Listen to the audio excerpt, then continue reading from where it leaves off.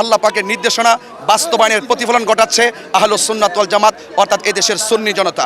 যারা এই পবিত্র ঈদে মিলাদুন্নবী সাল্লাল্লাহু আলাইহি ওয়াসাল্লাম উপলক্ষে জশ্নে জুলুসকে বেদাতের ফতোয়া দিতে চাই, আমি তাদের উদ্দেশ্যে বলতে চাই, মিলাদুন্নবীতে জশ্নে জুলুস করা, আনন্দ উদযাপন করা অনেক দলিল আছে, তবে তাদেরকে বলতে চাই দলিল আপনাদেরকে যারা মানে দলিল দেওয়া লাগে না। যারা নবীর আগমনে খুশি উদযাপন করবে তাদের দলিলের প্রয়োজন না।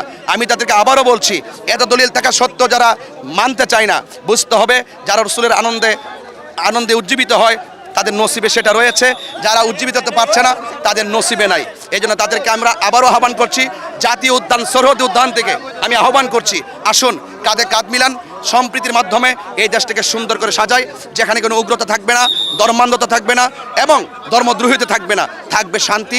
আর শান্তি যদি এদের শান্তি হয় তাহলে এভাবে পারস্পরিক কাঁধে কাঁধ মিলিয়ে সকল মুসলমানদেরকে ঐক্যবদ্ধভাবে আমাদের রাসূল করিম সাল্লাল্লাহু আলাইহি ওয়াসাল্লামের আদর্শে উজ্জীবিত হয়ে যদি রাসূল করিম সাল্লাল্লাহু আলাইহি ওয়াসাল্লামের আদর্শ আমরা এই সমাজে প্রতিফলন ঘটাতে পারি, তবেই আমাদের দেশে শান্তি আসবে।